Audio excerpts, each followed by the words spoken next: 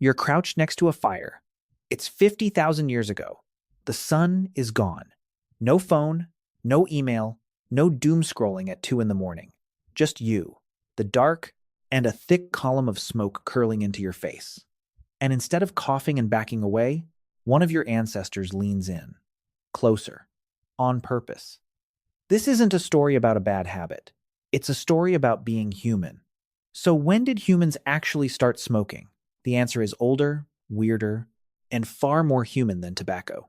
Here's the thing nobody tells you about smoking. Before you can inhale anything on purpose, you first need fire.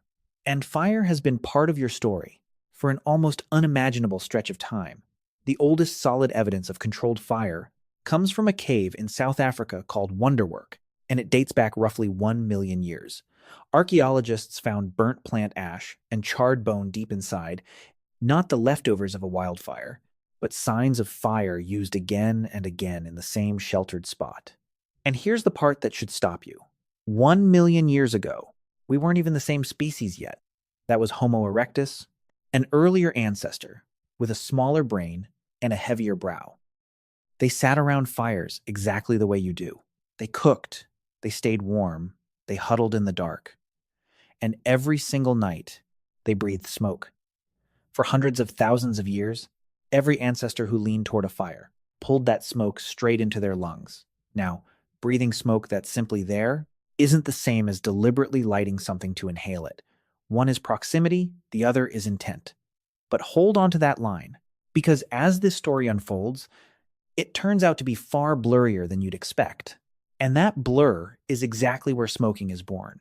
Think about it, because it's still wired into you. When you catch the smell of a bonfire on a cold night, or light a candle to make a room feel safer, that pull is old. Your brain has been linking fire and smoke with warmth, safety, and belonging for 1 million years. But comfort is only half the story. Something far stranger was hiding inside that smoke, something your ancestors could feel, but could not explain. So, what was hiding in that smoke? When you burn organic matter, you don't just get carbon dioxide and warm air. You get a whole cocktail of compounds. And which ones depends entirely on what's on the fire. Some plants, when they burn, release psychoactive chemicals, alkaloids, terpenes, molecules that drift up into your nervous system and quietly rearrange the furniture. And your ancestors weren't choosing firewood for chemical safety. They grabbed whatever was nearby, dead branches, dried leaves, whatever stalks lay around camp. And sometimes, without the faintest idea why, they tossed something onto the fire that changed the way they felt. Picture it, a long, exhausting day. The group settles in around the flames, and slowly everyone starts feeling unexpectedly good. Nobody planned it. Nobody understood it. They just knew that on some nights, near some fires, the world got a little softer. And here's the part that sounds made up but isn't. For a few of these plants, your brain was already primed. You're walking around right now with a built-in system of receptors that happen to respond to the compounds. In one plant in particular, cannabis. It's called the endocannabinoid system, and it helps regulate your mood, memory, even appetite. It didn't evolve because of that plant. It was already there, doing its own quiet job. So when a human first pulled that particular smoke into their lungs, their brain wasn't confused. It basically said, "Oh, there you are. I've been waiting." The very first high in human history may not have been a discovery at all. It may have been a reunion, a key sliding into a lock that had been waiting far longer than our species has even existed. But feeling something and proving it happened are two different things. So how do we actually know any of this took place? For that, we have to dig. So we dig. And the ground, it turns out, keeps secrets far better than any diary. The oldest direct evidence of someone deliberately using cannabis to get high comes from a burial site high in the Pamir Mountains of Central Asia, dating back roughly 500 years before the Common Era. Archaeologists found wooden braziers, holding stones heated until they glowed, along with the burned residue of cannabis, and not ordinary plants. They carried unusually high levels of the active compound, the psychoactive part that gives the plant its power. the very thing that reaches into the mind. This wasn't hemp for rope or seeds for food. This was a deliberately chosen, high-potency variety, selected with intent and placed carefully into a ritual right beside the dead. That's about 2,500 years ago, which sounds impossibly ancient. But does the lack of older evidence mean it didn't happen earlier, or that we just haven't found it yet? Here's the problem. Stone lasts forever. We still find tools from 3 million years ago, because stone refuses to disappear, but a wooden pipe packed with dried herbs, gone in a few centuries.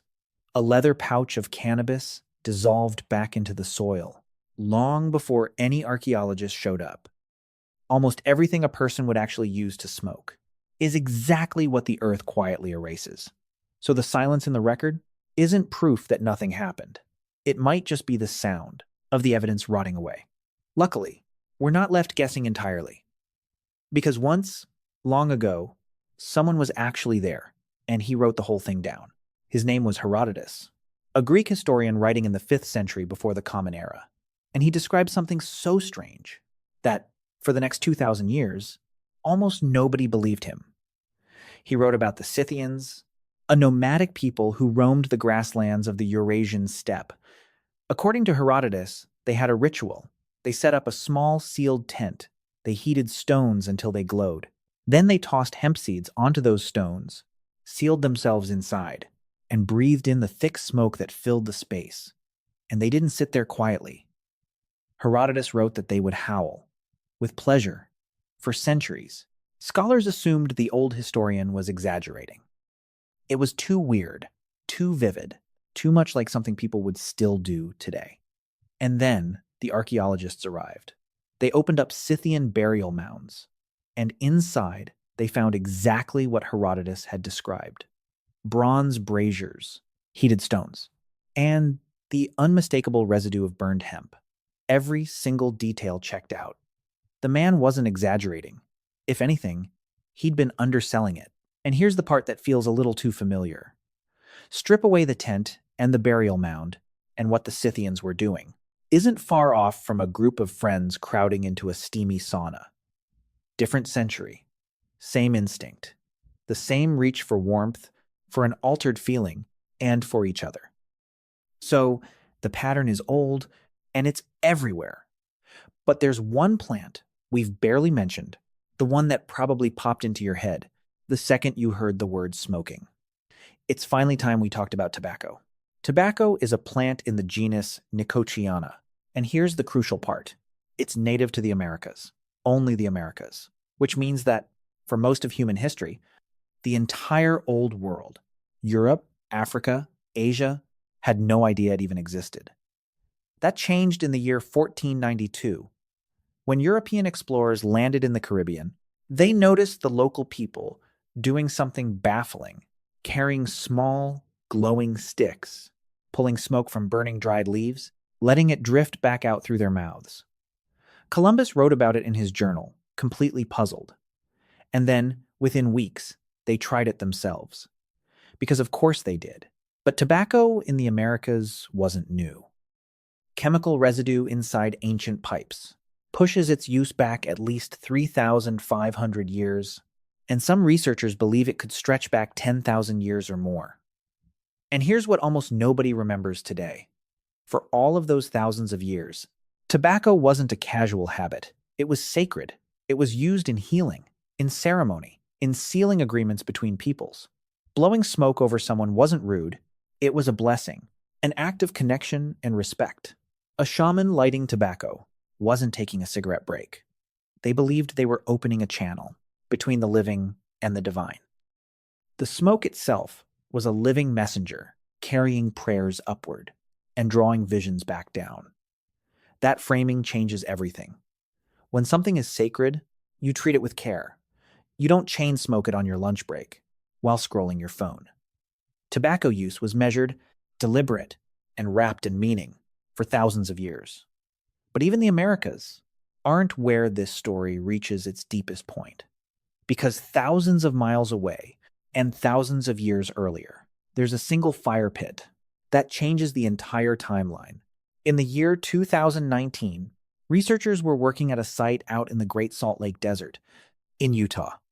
And down in the dirt, they uncovered an old hearth, a fire pit used for cooking and warmth, roughly 12,000 years old. Inside it, they found seeds. And not just any seeds, the seeds of wild tobacco, a species called Nicotiana attenuata. Here's why that matters. These seeds hadn't blown in by accident. They were gathered and placed there deliberately. And this fire pit is older, by thousands of years, than any pottery or pipe ever found in that region, pushing the story of tobacco in the Americas back further than almost anyone expected. But sit with the bigger picture. If people were already working with tobacco around a fire 12,000 years ago, whether to breathe the smoke or for ritual or both, then a much larger question quietly opens up. What was everyone else doing? Because 12,000 years ago, humans were everywhere, each group sitting beside its own fire, surrounded by its own local plants.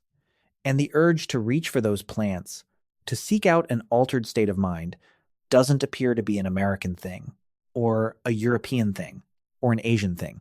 It shows up everywhere humans show up, which starts to feel less like a habit a few cultures happen to pick up, and more like something built into the species itself.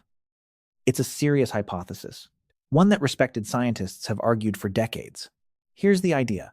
Across virtually every human culture ever studied, people have found ways to change how their own minds feel.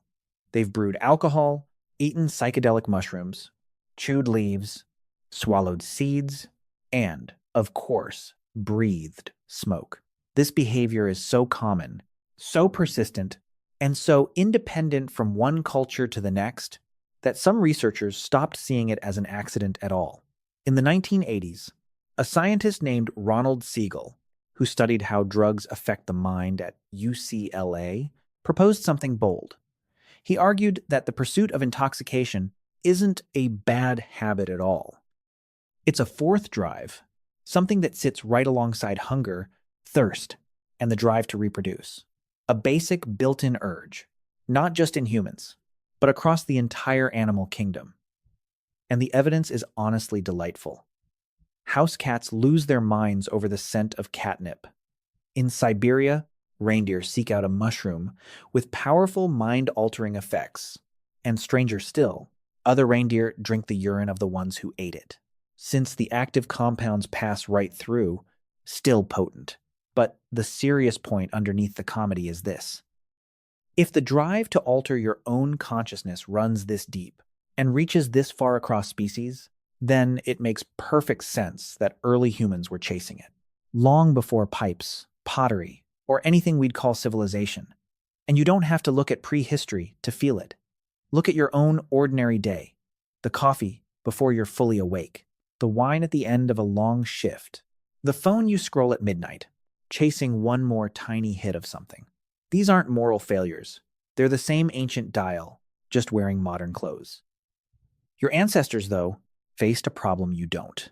They had no books, no labels, no way to write any of it down. So how did they manage to remember which kind of smoke healed you and which kind quietly killed you? The answer is both simple and a little brutal. Trial and error. Prehistoric style. Extremely high stakes. Somebody had to be the first to try each plant. Sometimes that first try went beautifully, and sometimes it was the last thing that person ever did. With certain plants, the line between medicine and poison is razor thin, and you only get to cross it the wrong way once. But the ones who guessed right remembered. They watched what worked. They noticed which smoke calmed a cough, and which one dropped a body to the ground. And then they did the one thing that truly made us human. They told someone else. There were no libraries, no schools, no written recipes. Knowledge survived the only way it could, passed mouth to ear, around a fire, in the dark. One careful voice handing hard-won truth to the next generation and the next. And if that sounds primitive, look closer at your own mind. So much of what you know, you can't remember learning. How to read a room. Which street feels wrong at night? It arrived through other people, absorbed so quietly. You never noticed the lesson. Not everything worth knowing gets written down. Some of it just gets lived and then passed on. And some of that hard-won knowledge wasn't about pleasure or ritual at all. It was about survival in the most literal sense. Because for a very long stretch of human history, smoke was medicine. Long before smoking was a pleasure. And long before it was sacred, it was a treatment. One of the oldest medical documents on the planet is the Ebers Papyrus from ancient Egypt, written around 1550 before the Common Era, and it describes inhaling the smoke of heated herbs to treat problems in the throat and lungs. Stop and appreciate how strange that sounds to a modern ear. Ancient Egyptians treated breathing problems by breathing in smoke? Yes. And it wasn't as crazy as it sounds, because some of the herbs they burned, plants like henbane, really are biologically active when inhaled, capable of producing measurable effects on the body. And this wasn't an isolated Egyptian experiment. The same idea shows up in one ancient civilization after another. The ancient Greeks used therapeutic smoke, called fumigation, regularly. Even Hippocrates, the physician, whose name doctors still swear an oath to, wrote about breathing in herbal vapors to treat diseases of the lungs. The lungs are a direct line into the body. If a plant has healing properties, smoke is one fast way to deliver it. Over in ancient India, Ayurvedic medicine, going back more than 3,000 years, described a practice literally called smoke drinking. Specific herbs, specific conditions, specific preparations. It was a detailed medical system, refined over centuries. And here's the part that should stop you cold. That basic idea never died. It's sitting in your medicine cabinet right now. When someone with asthma reaches for an inhaler, when a patient breathes anesthetic gas before surgery, that's the same ancient instinct. Use the lungs as a doorway. Deliver the medicine on the breath. The burning part, thankfully, is mostly what we left behind. But healing was never the whole reason. People gathered around the smoke. There was something else pulling them in, something even more fundamental than medicine. You are, underneath everything else, a profoundly social creature. Your ancestors survived in groups, and for almost all of human history, the strength of your group was the difference between living and dying. Alone, you were exposed. Together, you had a real chance. So anything that pulled a group tighter carried enormous value. And it turns out that sharing an altered state together is one of the most powerful bonding tools ever discovered. When people move through the same shifted experience side by side, something happens between them. Trust deepens. Walls come down. This isn't a soft spiritual claim. Modern neuroscience has measured it. Shared rituals synchronize activity between people's brains, raise trust, and strengthen group identity.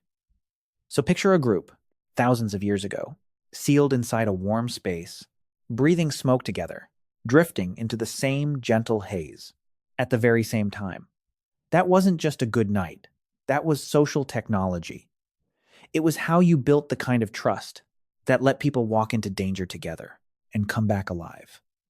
And this is where it gets quietly heartbreaking. Because look at what that same act so often looks like now. A person standing alone outside an office building, hunched against the wind, phone in one hand, cigarette in the other. 10 stolen minutes of solitude, squeezed out of a busy day. The thing your ancestors used to pull people together, we somehow turned into one of the loneliest images in modern life. Same smoke, same deep ancient reach, for a moment of relief. But the circle of faces around it, the whole reason it ever mattered, is gone. And to understand how something so connective became something so isolating and so dangerous, we have to look at what happened when this ancient, sacred thing finally collided with money. So here's where the whole thread finally snaps. When tobacco reached Europe in the 16th century, it didn't arrive wrapped in ceremony. It arrived as cargo. The sacred plant of the Americas became, very quickly, a commodity. At first, it was sold as a miracle cure, then a fashionable habit, then an industry. And with every step, it drifted further from the fire, From the ritual, from the meaning it once carried. Then the 20th century arrived, and everything accelerated. Machines could suddenly roll cigarettes by the thousands, then the millions. Advertising learned how to attach smoking to everything you secretly wanted: freedom, beauty, rebellion, belonging. And underneath the glamour, the product itself was being quietly engineered to keep you coming back. Here's the contrast I want you to sit with. Two images, side by side. On one side, a shaman, thousands of years ago, lighting a single leaf, treating that thread of smoke as a prayer, a medicine, a bridge to something larger than themselves. Every breath deliberate, every breath meaning something. On the other side, a boardroom, clean, bright, modern. People in suits discussing production targets, market share, and next quarter's numbers. The plant is the same. The smoke is the same. But the meaning has been drained out and replaced with a price. Somewhere on the long journey from the fire to the factory, smoke stopped being a relationship and quietly became a transaction. Same plant, same smoke. But across those thousands of years, we kept the habit and let go of almost everything that made it mean something. So, when did we actually start smoking? The honest answer is that there may be no single beginning at all. The urge was already glowing inside us long before the first person leaned into the first fire. And maybe that's the real lesson. Next time you see that thin ribbon of smoke rising from a candle, a campfire, a stick of incense, notice what it stirs. That soft pull isn't a modern weakness. It's one of the oldest threads connecting you to every human who ever lived. If that surprised you, you might enjoy the other hidden origins we dig up here. So take one slow breath, the same one they took thousands of years ago, around the fire. And somehow, you're still here, still breathing it.